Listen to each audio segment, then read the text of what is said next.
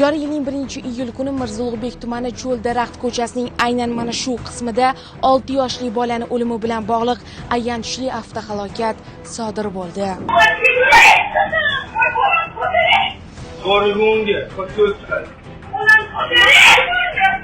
Video tasvirda ham ko'rishingiz mumkinki, Tracker rusumli transport vositasi aynan mana shu tarafdan harakatlanib kelayotgan bo'lgan. Bolakay esa ushbu Cobalt'ning orqasidan chiqib qolgan va natijada Tracker haydovchisi ham oldi, ham orqa baloni bilan marhumni bosib ketgan.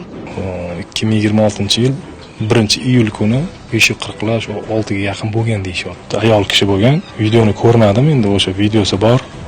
Men ko'rishga mani ham yo'q. Qaramagan. Xullas, bola oldiga chiqyapti, 4 qadam yurib qochyapti. Men o'zim ham rulda yuraman, shofyorman. Misol uchun, agar rulga qarab o'tirgan odam yo tormozni bosadi, yo rulni o'ng tomonga olib qochadi.